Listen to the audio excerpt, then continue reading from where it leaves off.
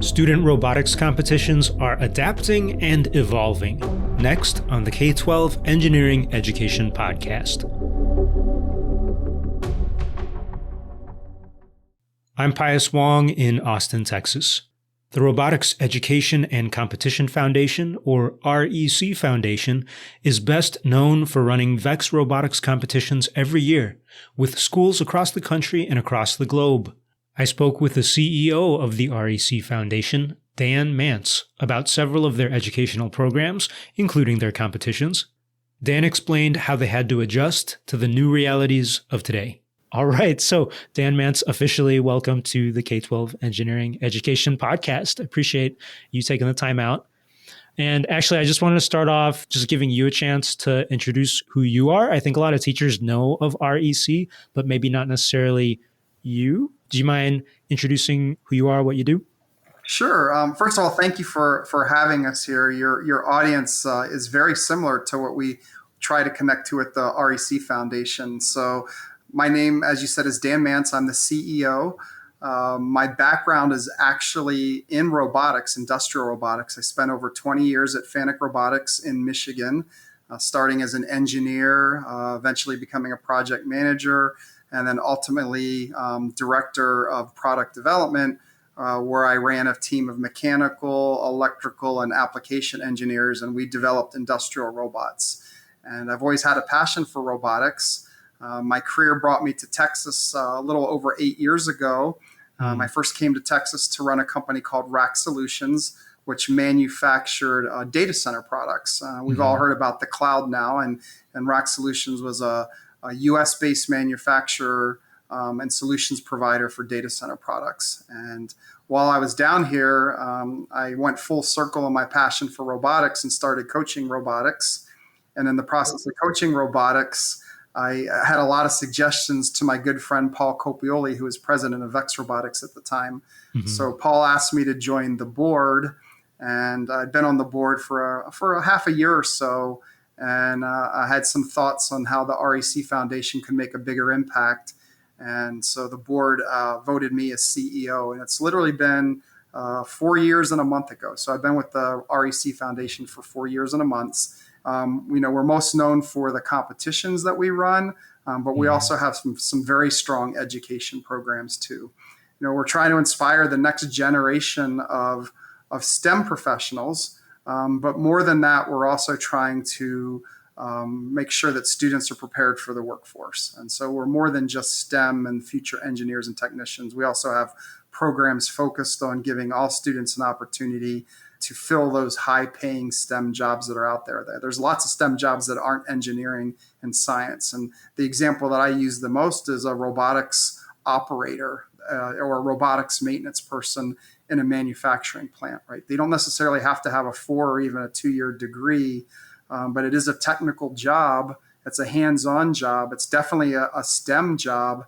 And the people that have those jobs are high in demand and have a very good career. And a lot of time those jobs are with companies that pay for them to get associate's degrees and bachelor degrees too. So it's really a win-win. So entry-level robotics positions are a great way to make a good living and still ultimately have your education paid for and become the next engineers and technicians and et cetera. So that's what the REC Foundation does is we work hard to give students across the globe the opportunity. We're in over 70 countries. I think we're close to 80 now. And before the global situation, we actually were close to 30,000 teams globally, and our impact is over 1 million students between our competition programs and our education programs. Wow. So especially in this last year of all this remote work and you had these virtual competitions, how's it all been going for you doing this education and robotics competition stuff in this new era? Yeah, it has been a new era, and I can't say with enough emotion how proud I am of our organization and how proud I am of our community, especially the teachers and coaches that persevered. But to go back, I think we anticipated, in late, I don't want to say late 2019, but definitely January of 2020, we anticipated something dramatic was happening. And we actually, as a foundation, stepped back and said, how are we going to adapt? And for us, we're a year-round program. So when things really started getting bad at the end of February, we were approximately 90% through our season already, our competition season. And in that way, we were very fortunate. But we did have to make the decision to cancel our World Championship, which was scheduled for April of 2020. Well, we did have a celebration. And at the end of the day, I think we ran almost like 95 or 96% of our competitions, including almost all our state and national championships. There's a few states that didn't get to complete the season, but overall we did pretty well. But we at that point realized that this global pandemic was not going to go away. So literally in July of 2020, we said, how can we still have a season? And we didn't want to go virtual. We didn't want to just have people create virtual robots. We feel that in our program, building a robot and communicating with other teams and competing against other teams, those soft skills that you develop through problem solving and troubleshooting and communications are as equally important as the technical skills. We decided to invest in what we call live remote tournament. And so while we were fortunate that we did have states and some countries that were able to participate with in-person events, most of our program went remote. And basically this technology that we developed is any team that had a field. We did have a limitation that you needed to have a field and you had to have that year's game elements. But with a simple computer and a simple camera, we would connect you to other teams to play with and against. So we actually changed our game so that we could make sure that you could still score even though you weren't on the same field and you still had that challenge. And so by the end of the season, we had teams in 35 countries competing in 49 of the 50 states. We ran tens of thousands of matches and hundreds of competitions. And we actually culminated with our World Championship in May, where we had 32 countries represented and we had 1,700 teams that competed. And they competed with real robots and real fields. So it was a remote competition, not a virtual. Now, I want to clarify, too, that we knew not everybody was going to have that opportunity to have a place to compete. So we did develop virtual programs and online programs that were more educational focused. And I think the biggest impact was the VexCode VR platform, where over 1 million unique users have learned how to program using, virtual Vex robots. So we did have the virtual component, but the core part of our program of building a robot and competing, we were able to keep. They were still staying hands-on for the most part. A lot of students across the world were building it, working with their own local teams, you're saying? Exactly. And one of the most fascinating parts of it is if a school was shut down and you couldn't meet at the school, people opened up their basements and living rooms and local community centers. One of my most fascinating parts of our Vex Robotics World Championship, and we called it the Live Remote Vex Robotics World Championship. And it was sponsored by Northrop Grumman Foundation, who stood by us the entire pandemic and made sure that we could still offer our programs. But what was really amazing is you saw these fields set up everywhere. Even in our finals, there was a team that was in a basement, a team that was in the garage, a team in the living room, and then some of the teams were set up in their schools.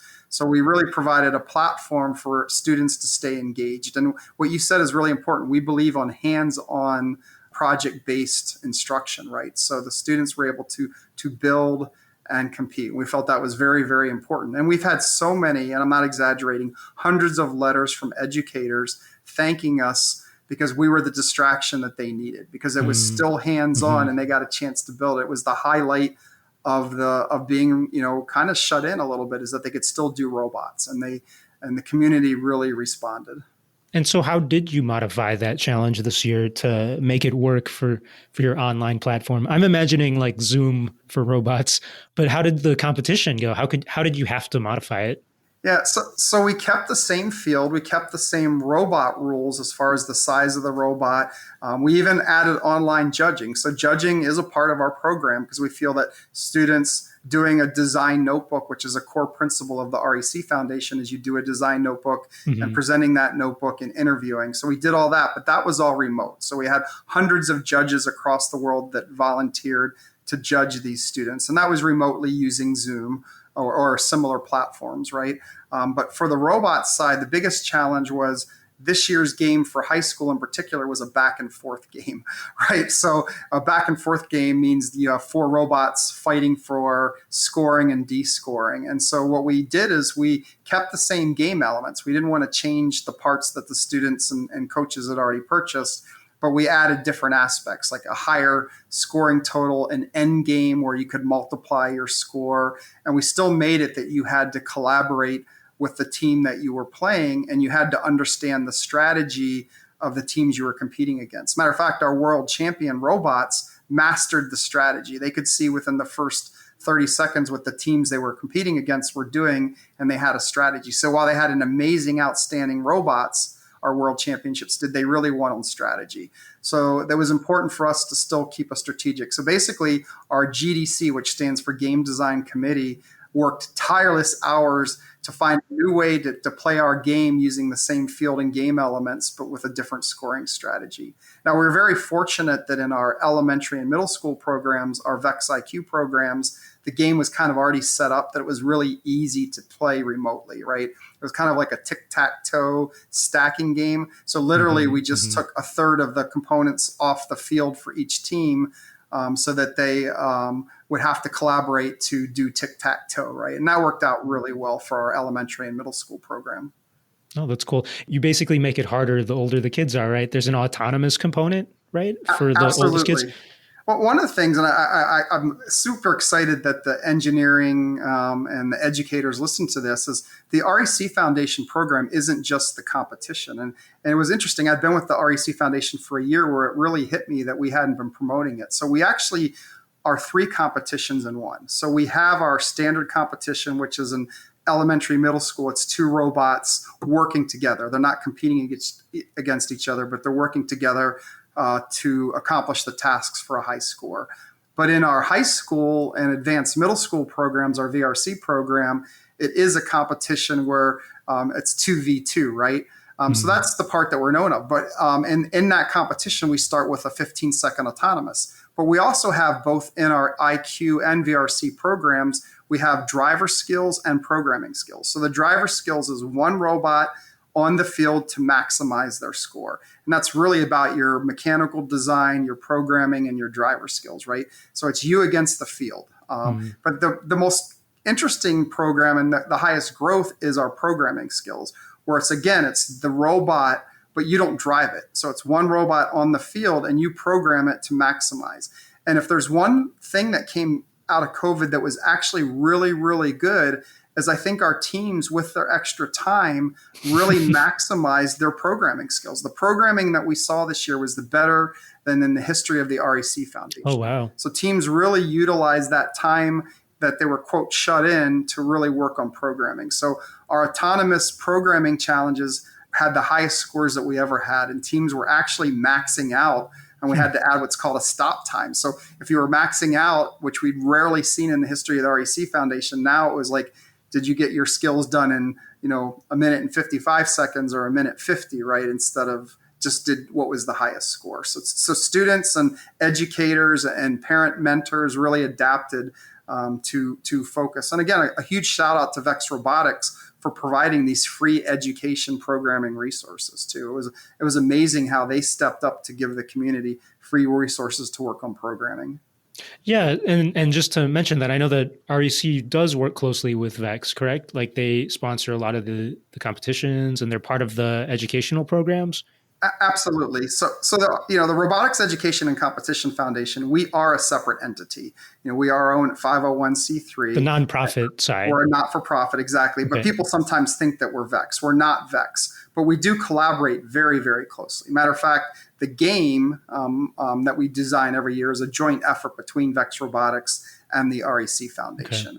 Okay. But the beauty of our relationship, I really consider it a partnership with VEX is, for example, we can go to them and say, we think we need more sensors, and we tell them why.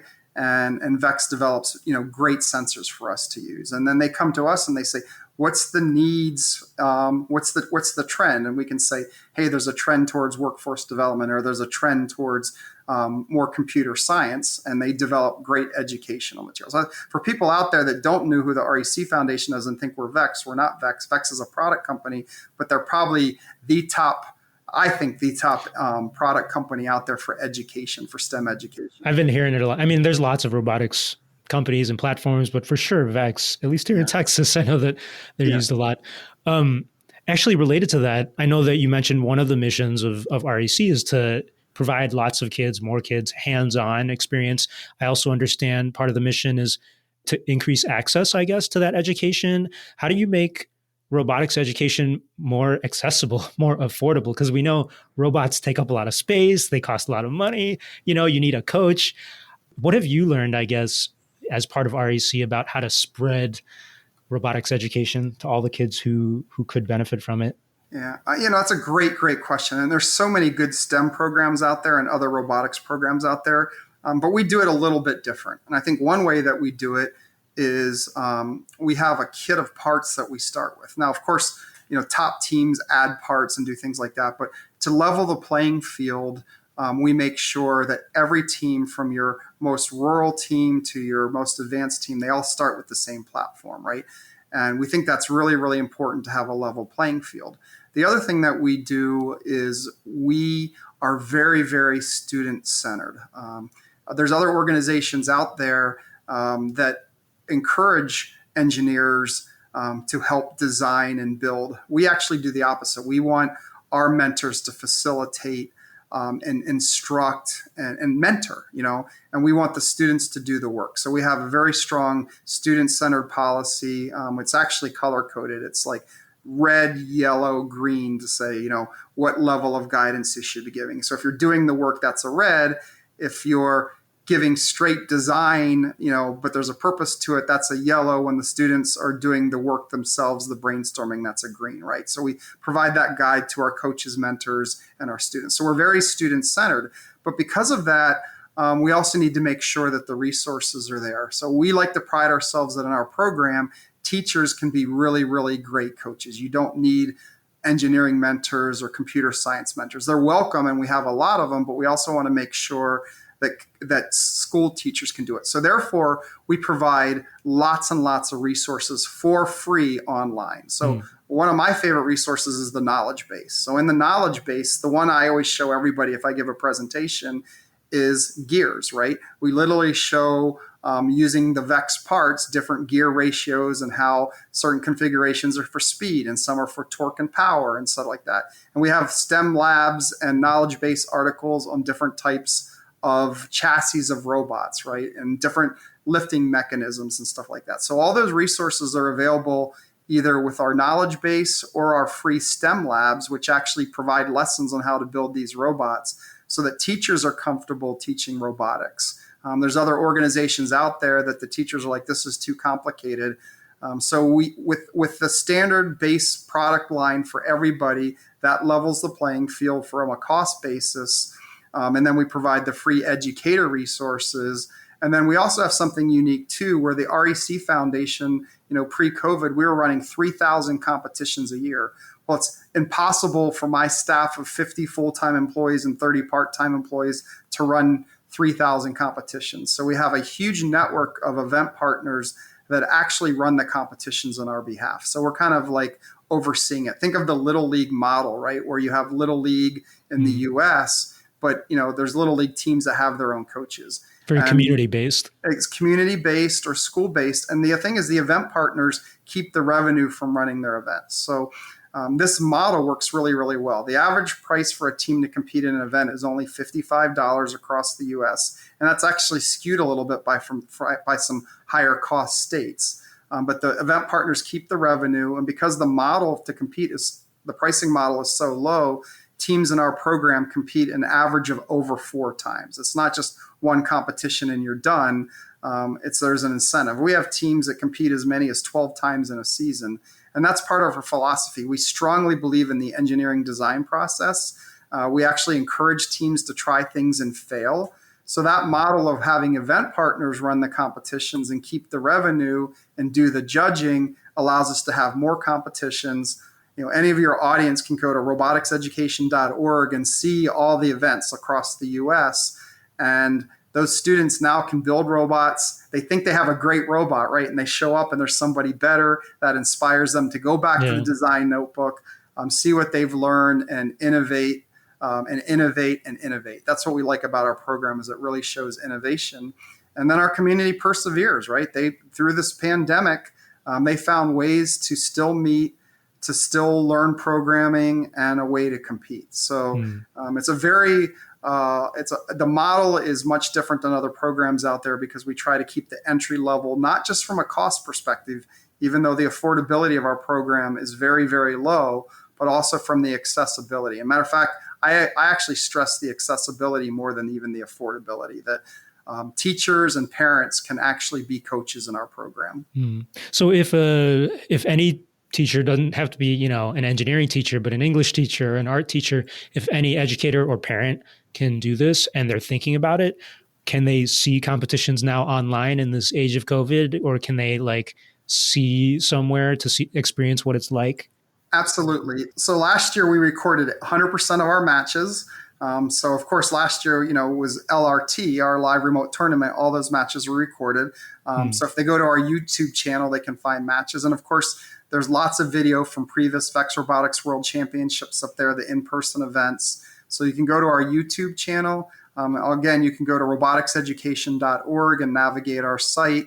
And you can also go to the VEX Robotics site too. VEX Robotics site also has links to robotics education, and they have their own materials also. And for the students, the listeners out there, it says, robotics isn't for me.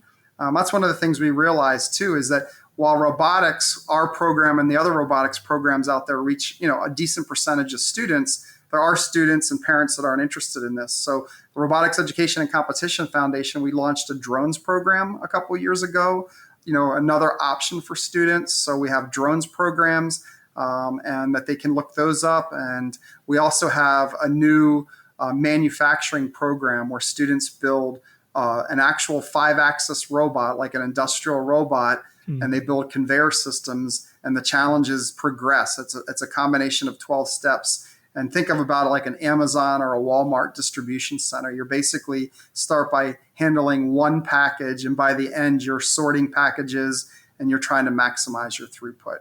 And then finally, for those students and teachers that want to start a little bit simpler, we have online challenges, which are STEM focused, and things like that too. So there's a little bit of something for everybody. But VEX Robotics is our largest program by far, but we do have drones. Manufacturing, we call it a factory automation competition, and again, our online challenges. That's cool. And I'll put links to that in the show notes if anyone wants to save a little bit of Googling time. But actually, that reminds me that what you're saying sounds a lot like maybe your history at FANUC and other places. Do you use the stuff that you used to work on at REC? We don't use FANUC stuff, but so a true story is when the board asked if I would join the REC Foundation as CEO, I had one major request, is I really wanted to focus on workforce development, and I had this idea of seeing what I had done at 20 years at FANUC and miniaturizing it, right, and making it into an education program that culminated. We call it a competition, but it's really kind of like a capstone project. You're taking everything you learned through the education, you're putting it all together, and it's a challenge to see, how fast you can sort and stack these parts now, right? And that inspiration came from my 20 years in industrial robotics, without a doubt. And my one request to the board when I joined the REC Foundation is to be able to come up with a product and a program that made that accessible for students everywhere. And we were very fortunate that the Advanced Robotics and Manufacturing not-for-profit out of Pittsburgh believed in the vision, and they gave us some funding to help launch it. But we launched that last year. Obviously with what was going on in the world, we had a limited amount, but we started promoting that program just a couple months ago. and it's taking off like skyrockets. It's just amazing that so many CTE programs, not necessarily STEM programs, but CTE programs, think this is a way to get that skill set to their students. So I highly encourage the educators out there that, are interested in robotics, look at our robotics. But if you're a CTE focus, please take a look at the V5 work cell and our factory automation competition. I think it's a great program and exactly what we need in the US right now. I think that's really interesting that you're thinking about workforce development, because previous to talking to you, I was thinking about how in a lot of these high-tech industries today, you always have news stories or you hear about CEOs where you want them to think about how their industry is affecting society. And it made me think before talking to you, like, do you wonder about if robotics is going to displace workers the way they say that about tech industry stuff today? I mean, do you have to think about these big, broad societal questions? And I don't even know if I'm asking a question, but no, basically, you are, because it's interesting because that is the question I'm asked the most when I have the opportunity. And just so you know, I'm an engineer, right? I'm by trade, I'm an introverted engineer. I never thought I'd be traveling the world giving speeches and trying to inspire students to pursue STEM careers and technical workforce paths, right? That was not what I would have suspected 5 years ago, but I find myself having this opportunity. So I do get a chance to travel and explain what we're trying to do. And the number one question I'm asked is, aren't you worried about robots displacing humans and working? And I think anybody that's asked that question has our canned answers, right? But I think I try to take a pragmatic. Robots will displace workers in some jobs. You can't argue against that. When they already have. It already has. When I was at FANUC, our paint robots that we developed had displaced very dirty, dangerous jobs, right? And robots displace very monotonous jobs. But it's proven statistically that the jobs that are replaced with high-tech, higher-paying jobs, right? So you might get rid of a few people that were doing some manual, but someone has to run that robot and maintain that robot. So does it eliminate jobs? Absolutely, but that creates new types of jobs. And frankly, it keeps those countries more competitive too. But I also have this utopian view where, as we rely and we add more automation, that it increases our, lifestyle in a sense. Less people are getting hurt. People are exhausted from working these very manual jobs, and it gives us more energy to pursue other activities too, whether it's music or art or, recreation. And, maybe it's a little pragmatic or too utopian, but, I'm hoping that as we become more and more advanced as a society, maybe it leads to the next renaissance too, right? So I usually don't get a chance to talk about that, but it's the number one question that I'm asked as I travel is, aren't you worried about robots, eliminating jobs? And the fact of the matter is, it is eliminating jobs, but it's creating new jobs, and hopefully it's improving our lifestyle. You give an argument for also getting those history teachers and art teachers becoming the robotics coaches, so we can mix up the knowledge here about that stuff. I never thought about that anymore. I might use that as a recruiting tool for more coaches. I think that'd be cool. Yeah, coach a student in robotics, and he'll become and create the next sculpture in the future, right? Yeah, why not? Do you have a favorite robot you've ever seen, whether it's from the students competing or even all the way back as an engineer, since you've seen a lot of robots? I do, actually. I've never, ever been asked this question. So from my professional career, I was part of a development. We called it the Manhattan Project, but this is where I got to know Paul Copioli, the former president of VEX, as he and I were the leads on a robot called the P500. And it was a robot, a very simple robot that was designed to paint the outside of cars. And it was revolutionary, and it literally created a new market segment that didn't exist. At that time, cars were either painted by very complex robots or by stationary bell machines that wasted a lot of paint. And paint's the most expensive component of a car. So I'm going into the weeds a little bit, but we literally developed this system that with 4 simple robots could do what used to take 12 Bell systems to do or multiple Axis robots to do. And I'm actually looking at a poster of it in my office right now. So I'm tied to it. I'm on the patent for that robot, but that's my favorite industrial robot of all time. Awesome. From a competition aspect, I always like those students that look at the challenge from a completely different angle. So if the idea is to shoot balls, we have a gazillion teams out there that develop really efficient intake systems and shooting mechanisms. But I like that team that says, we're not going to be the best shooter or the best intake, but we're going to be the best defense robot. So we're going to score, and then we're going to keep you from scoring. So those are the robots that always make me smile every year, that looked at the challenge differently than the middle of the bell curve, right? They found a different solution. So, and I also, to the students out there that might be listening, I love you students that add your color too, right? So VEX is very generous that, the standard parts tend to be gray or black and stuff like that, but you can buy colored parts, and teams will build robots with a theme, and those always make me smile. That's awesome. Yeah, no, I'm always a fan of those things. I was the type of kid who watched that Comedy Central Robot Wars all the time. I don't know if you did, but yeah, I did. Yeah.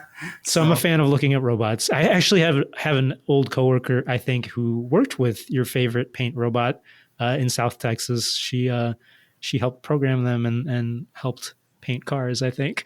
Oh, was she at the Arlington plant, or I don't know which one exactly. I just have to ask her now. It's been a while since she spoke about it. If you Google the P500, it doesn't look like a lot of robots that you've seen, but it was so innovative for its time, and it literally created a new market segment. And I'm really proud that I was part of that. Right? No, that's so awesome. I had no idea. And actually, before we go, I have to say that in my old job, we were making knee implants, and a big deal back then was having those robot arms, not for spraying paint, but for helping grind down the really precise contours of this piece of metal that was supposed to represent your bone. And it's so cool that you can combine AI with these robots to make something so complex. Yeah. It's interesting because obviously this is a 30-minute podcast, but one of the things we launched is our new AI program too. So, oh yes, I saw that. I don't know if you want to talk about that real quick too. Yeah. So one of the other things about what the REC Foundation did during the pandemic is we used that as an opportunity where we weren't traveling as much, and we were more working from home or from our office in Greenville, Texas. And we launched a couple new programs. And one that I'm really excited about is our VEX AI competition. And in this competition, students, both at high school or at the university level, they have a lot more freedom in the parts that they use. They can 3D print parts, but there's no driving involved. It's the robot has a GPS sensor and cameras, and they literally are using the cameras and sensors to find out where they are in the field, where game elements are, where the competitive robots are. And they go and find the parts and they score it. And it's heavy in programming, and it's a brand new program. And we launched it as a pilot this year with just 60 teams. Mm-hmm. But we're back in June, we actually had our first championship event for the VEX AI competition. And it's going to be amazing. It's going to really elevate to that next level for those students that really want the ultimate challenge, or universities that want a very cost-effective way to teach AI. And then we also feel that STEM needs to start earlier too. So we launched our VEX Go product in competition, and that's geared towards the middle elementary students. And I didn't want it to be programming focused, right? I felt it's really important that students build. So the VEX Go product, you start by building, and you replace different gears and different wheels, and you learn. It's kind of actually a great physics lesson. You don't even realize you're learning physics. And then you add power. But it's not programming. It's a battery pack with powered motors, and you kind of rebuild using motors, and you compare it to like a crank. And then finally, when you've done all those lessons, then you add programming. And I think that this is a really exciting way to introduce students in 3rd and 4th grade to robotics and STEM before their preconceptions take hold on what science is, right? So the REC Foundation was very, very busy this past year, not only finding a way for our program to have competitions, but also to launch new programs to bring more students into our ecosystem. Fantastic. Thanks, Dan. And I guess once more, if people want to learn more about any of that, they can just go to the REC website. Is that the best place to look? The best way to do it is go to the REC Foundation website, which is roboticseducation.org. It's we don't own RECF yet, but roboticseducation.org. And for those in the audience that are familiar with VEX, of course, if you go to VEX Robotics website, there's always links to both their products and our competition pages too. Dan, thank you so much for joining me today. It really was interesting hearing everything that you have done and are doing. Great. And again, thanks for having me, and thanks for all that you're doing to help develop that community of engineers and educators and parents to get their mindset into thinking about engineering. That was Dan Mantz, CEO of the REC Foundation. Find links to REC and more in the show notes. Also, check out photos of several fantastic competition robots and their student builders from this year at the podcast website, k12engineering.net. The K-12 Engineering Education Podcast comes from my creative studio, Pios Labs in Austin, Texas. At Pios Labs, I make podcasts, program educational technology, train professionals in engineering and education, and more. Follow Pios Labs all over the internet to stay updated. That's PIOSLABS. Thank you to the wonderful listeners donating to this show. I literally cannot do it without your support. Your funds help me put up transcripts, host the website, research guests, and so much more. You're the best. You can donate too on Patreon. Go to patreon.com/PiosLabs. And as always, please leave a rating for the show on Apple Podcasts, Spotify, or wherever you're listening. That'll help spread the show and tell the internet you care about engineering education. Muchas gracias, listener, and until next time.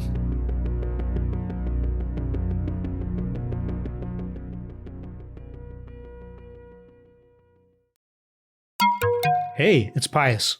Did you know that the Engineer's Guide to Improv and Art Games has been recently updated? That's right, I wrote that reference book / curriculum guide about how to improve your engineering skills using the power of improv. I wrote it a little while ago, and it now has an audiobook version to go with it. So if you prefer listening to me describe my personal favorite improv games of Convergence and Exquisite Corpses, if you want to listen to it rather than read about it, you can, or you can switch back and forth. They are all available on Amazon. You can also find the audiobook on Audible, on Apple. You can find the ebook on like Barnes & Noble and Amazon, all those places. So go look for The Engineer's Guide to Improv and Art Games, especially the audiobook, to find out more.